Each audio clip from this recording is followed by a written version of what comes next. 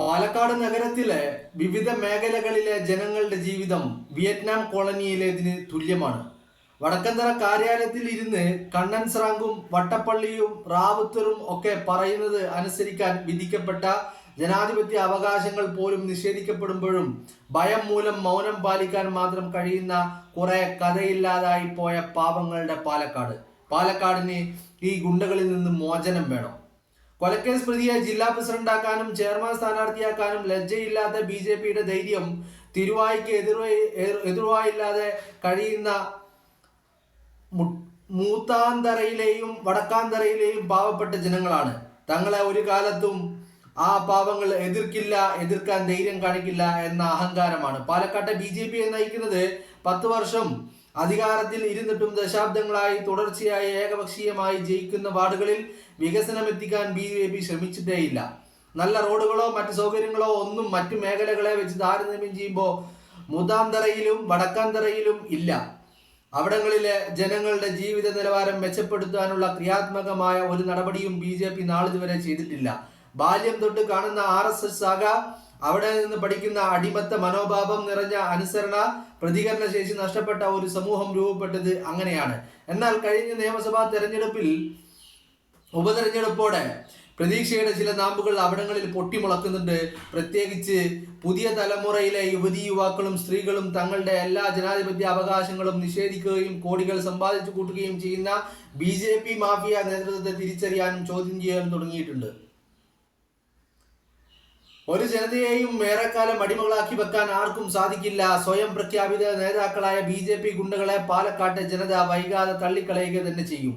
എല്ലാ അസാൻമാർഗിക പ്രവർത്തികളുടെയും ഭാഗമായ സ്വവർഗ ലൈംഗിക പീഡനത്തിന്റെ പേരിൽ നിരവധി തവണ പിടിക്കപ്പെട്ട കൊലയാളിയായ തെരുവ് ഗുണ്ടയെ നേതാവാക്കിയ പാലക്കാട്ടെ BJPയെ ഓർത്ത് ലജ്ജിക്കുന്നു എന്ന് പറഞ്ഞുകൊണ്ടാണ് സന്ദീപ് വാര്യർ തന്റെ ഫേസ്ബുക്ക് കുറിപ്പ് അവസാനിപ്പിക്കുന്നത്. ഇതില് ഏറ്റവും അവസാനത്തെ ആ ഒരു പാരഗ്രാഫ്, എല്ലാ അസാൻമാർഗിക പ്രവർത്തികളുടെയും ഭാഗമായ സ്വവർഗ ലൈംഗിക പീഡനത്തിന്റെ പേരിൽ നിരവധി തവണ പിടിക്കപ്പെട്ട കൊലയാളിയായ തെരുവ് ഗുണ്ടയെ നേതാവാക്കിയ പാലക്കാട്ടെ BJPയെ ഓർത്ത് ലജ്ജിക്കുന്നു. ഈ വരികള് നമ്മൾ വളരെയധികം ശ്രദ്ധിക്കേണ്ടതാണ്, നമ്മൾ കൃത്യമായി മനസ്സിലാക്കേണ്ടതാണ്. ഈ വരികൾ ആരെക്കുറിച്ചാണ് സന്ദീപ് വാര്യർ പറഞ്ഞു വെച്ചിരിക്കുന്നത്? ഈ വരികളിൽ സന്ദീപ് വാര്യർ ലക്ഷ്യം വെക്കുന്നത് പാലക്കാട് ജില്ലാ ഈസ്റ്റ് പ്രസിഡന്റായിട്ടുള്ള പ്രശാന്ത് ശിവനെയാണ് സന്ദീപ് വാര്യർ ലക്ഷ്യം വെക്കുന്നത്.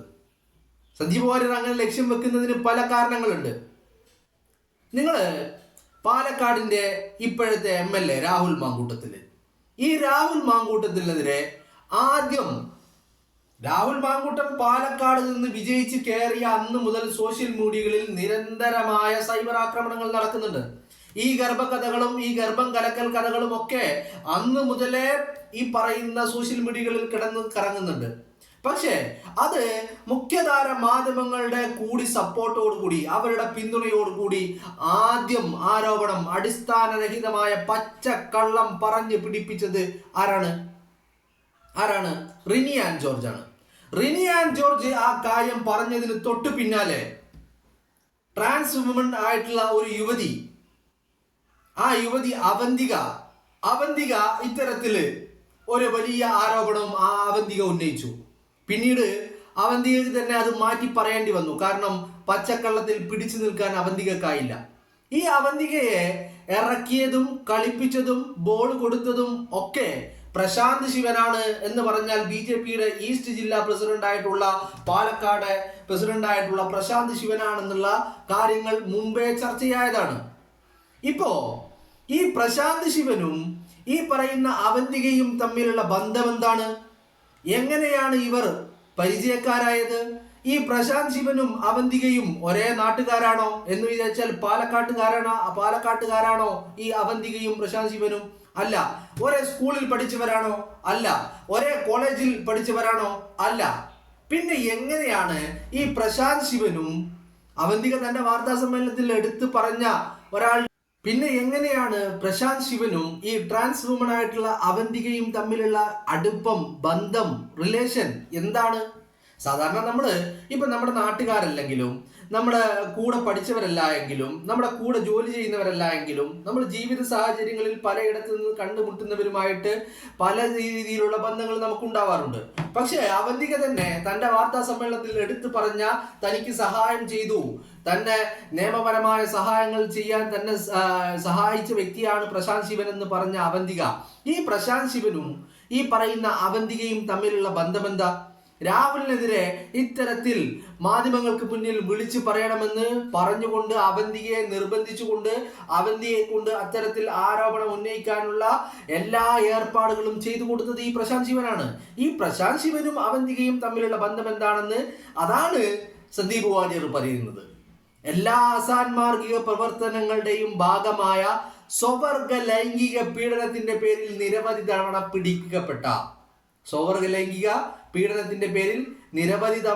പിടിക്കപ്പെട്ട എവിടുന്ന്? നമ്മളെ ശാഖയിൽ നിന്ന് പഠിച്ചതാണിത് പ്രശാന്ത് ശിവൻ. RSSന്റെ ശാഖയിൽ നിന്ന് പഠിച്ചതാണ് പ്രശാന്ത് ശിവൻ. RSSന്റെ ശാഖയിൽ ഇത്തരത്തിൽ നിരന്തരമായ പീഡനങ്ങൾ നടക്കുന്നുണ്ട് എന്നുള്ള വാർത്തകള് കഴിഞ്ഞ ദിവസം തിരുവനന്തപുരത്ത് ഈ ശാഖയിൽ നിന്ന് പീഡിപ്പിക്കപ്പെട്ട ഒരു യുവാവ് ആത്മഹത്യ ചെയ്യുകയുണ്ടായില്ലേ? ആ ശാഖയിൽ നിന്ന് പഠിച്ചതാണ് പ്രശാന്ത് ശിവന്. ആ പ്രശാന്ത് ശിവന് ഈ കുണ്ടനടിയുടെ ഉസ്താദാണ് ഈ പ്രശാന്ത് ശിവന്. സോറി, ഉസ്താദ് എന്നൊന്നും പറയാൻ പറ്റില്ല, അതിന്റെ ആശാനാണ് പ്രശാന്ത് ശിവന്. ആ പ്രശാന്ത് ശിവന് ഈ കുണ്ടനടി എവിടെ നിന്ന് പഠിച്ചു? ഈ പറയുന്ന ശാഖയിൽ നിന്ന് കുണ്ടനടി പഠിച്ചു. ആ കുണ്ടനടിയിൽ നിരവധി തവണ പിടിക്കപ്പെട്ട വ്യക്തിയാണ് പ്രശാന്ത് ശിവന്. അങ്ങനത്തെ ഒരു നെറികെട്ട വ്യക്തിയാണ് പാലക്കാട്ടെ BJPയുടെ പ്രസിഡന്റ് ആക്കിയിരിക്കുന്നത് എന്നാണ് സന്ദീപ് വാര്യർ പറയുന്നത്. സന്ദീപ് വാര്യർ പറയുന്ന കാര്യങ്ങൾ നമുക്ക് അങ്ങനെ തള്ളിക്കളയാൻ കഴിയില്ല. കാരണം സന്ദീപ് വാര്യർക്ക് കാര്യങ്ങളെക്കുറിച്ച് വ്യക്തമായ ബോധ്യമുണ്ട്, അല്ലേ? കാര്യങ്ങളെക്കുറിച്ച് വ്യക്തമായ ബോധ്യമുണ്ട് സന്ദീപ് വാര്യർക്ക്. ആ സന്ദീപ് വാര്യർ പറയുന്ന കാര്യങ്ങൾ അങ്ങനെ അങ്ങോട്ട് തള്ളിക്കളയാൻ കഴിയില്ല. അപ്പോ ഈ കുണ്ടനടി പഠിച്ച് അത് ശീലമാക്കിയ പ്രശാന്ത് ശിവന് ഈ പറയുന്ന അവന്തികയുമായിട്ടുണ്ടായ ബന്ധം, ആ ബന്ധത്തിന്റെ പേരിൽ പ്രശാന്ത് ശിവന്റെ നിർബന്ധപ്രകാരം അവന്തിക രാഹുലിനെതിരെ തിരിഞ്ഞപ്പോ അത് വലിയ ആരോപണങ്ങളായി ചർച്ചയായി. ഞാൻ പറഞ്ഞു വരുന്നത് മറ്റൊന്നുമല്ല. എന്താണ് പറഞ്ഞു വരുന്നത്? രാഹുൽ മാങ്കൂട്ടത്തിനെതിരെ ഉയർന്നു വന്നിരിക്കുന്ന എല്ലാ ആരോപണങ്ങളിലും നമ്മൾക്ക് ഈ കാര്യങ്ങളിൽ വ്യക്തമായ ധാരണകൾ ഉണ്ടായതാണ്. പക്ഷേ ഇപ്പോ സന്ദീപ് വാര്യരെ പോലെ ഇത്രയധികം ശാഖകളെ കുറിച്ചും ഈ പറയുന്ന BJPയുടെ നേതാക്കളെ കുറിച്ചും അവരുമായി അടുത്ത് ഇടപഴകിയ വ്യക്തി എന്ന നിലയിലുള്ള തൻ്റെ അറിവും പരിചയവും ഒക്കെ വെച്ച് സന്ദീപ് വാര്യർ ഇത്തരത്തിൽ ഒരു കാര്യം വിളിച്ചു പറയുമ്പോൾ രാഹുലിനെതിരെ അവന്തിക പറഞ്ഞ പച്ചക്കള്ളം ഓൾറെഡി പൊളിഞ്ഞതാണ്. പക്ഷേ അത് രാഹുലിനെതിരെ നടന്ന ഗൂഢാലോചനയിൽ പ്രധാന കണ്ണികളിൽ ഒരാൾ ഈ പറയുന്ന പ്രശാന്ത് ശിവനായിരുന്നു എന്നുള്ള കാര്യം നമുക്ക് പച്ചവെള്ളം പോലെ, പകൽ വെളിച്ചം പോലെ വ്യക്തമാകുകയാണ് എന്നുള്ളതാണ് ഞാൻ പറഞ്ഞു വരുന്നത്. മനസ്സിലായില്ലേ? പാലക്കാട്ട് വിജയിച്ചു കയറിയ രാഹുൽ മാങ്കൂട്ടം, പാലക്കാട്ട് BJP 18,000 വോട്ടിനാണ് രണ്ടാം സ്ഥാനത്തേക്ക് പിന്തള്ളപ്പെട്ടത്. 18,000 വോട്ടിന് രണ്ടാം സ്ഥാനത്തേക്ക് പിന്തള്ളപ്പെട്ട BJP നഗരസഭയിൽ അടക്കം രാഹുൽ ലീഡ് ചെയ്ത പാലക്കാട് നിയോജക മണ്ഡലം, അവിടെ രാഹുലിന്റെ റിസൾട്ട് വന്നു കഴിഞ്ഞ് ഈ പാലക്കാട് നിയമസഭയിലേക്ക് നടന്ന ബൈ ഇലക്ഷന്റെ റിസൾട്ട് വന്നു കഴിഞ്ഞു. രാഹുൽ MLA ആയത് മുതൽ ഇവരെല്ലാവരും വട്ടം കൂടിയിരുന്ന്, ഈ CJP മുന്നണിക്കാര് വട്ടം കൂടിയിരുന്ന് ഒരു മേശയ്ക്ക് ചുറ്റും ഇരുന്നു കൊണ്ട് ഈ പറയുന്ന ഗൂഢാലോചനകൾ നടത്തി തുടങ്ങിയിരുന്നു എന്നുള്ളത് തന്നെയാണ്. അത് ഈ പറഞ്ഞ ഓഗസ്റ്റ് 20-ന് ഒരു മാധ്യമ വാർത്താ സമ്മേളനം എന്നുള്ള രീതിയിൽ റിനി ആൻ ജോർജ് എനിക്കും അങ്ങനെ വലിയ പ്രശ്നങ്ങളൊന്നും ഉണ്ടായിട്ടില്ല എന്ന് പറഞ്ഞുകൊണ്ട് തള്ളിമറിച്ചു എന്നേ ഉള്ളൂ. ഞാൻ ഇനിയും ബോംബ് പൊട്ടിക്കുമെന്ന് പറഞ്ഞ റിനിയെ പിന്നീട് കേരളത്തിൽ എവിടെയും കണ്ടിട്ടില്ല. അതുവരെ കാണിക്കേണ്ടതെല്ലാം മറച്ചും മറക്കേണ്ടതെല്ലാം കാണിച്ചും മാധ്യമങ്ങൾക്ക് മുന്നിൽ ഇങ്ങനെ ഉറഞ്ഞു തുള്ളിയ റിനി ഇന്നിപ്പോ എവിടെയാണെന്നുള്ളത് ആർക്കും അറിയില്ല. അത് ഏറ്റുപിടിച്ച ആരെയും ഇപ്പോ കാണാനില്ല. ഈ പറഞ്ഞ കുണ്ടനടിയുടെ സ്വവർഗാനുകാരകത്തിന്റെ പീഡനത്തിന്റെ പേരിൽ നിരവധി തവണ പീഡിപ്പിക്കപ്പെട്ട വ്യക്തിയാണ് പാലക്കാട് ജില്ലയിലെ BJPയുടെ പ്രസിഡന്റ് എന്ന് പറയുമ്പോൾ നമ്മളെ സംബന്ധിച്ചിടത്തോളം അത് നമ്മൾക്ക് വലിയ സന്തോഷങ്ങൾ നൽകുന്ന വ്യക്തിയാണ്. കാരണം RSS ശാഖയിൽ പോയവന് ഇതല്ല ഇതിനപ്പുറവും ചെയ്യുമെന്നുള്ള കാര്യത്തിൽ നമുക്കൊരു തർക്കമില്ല.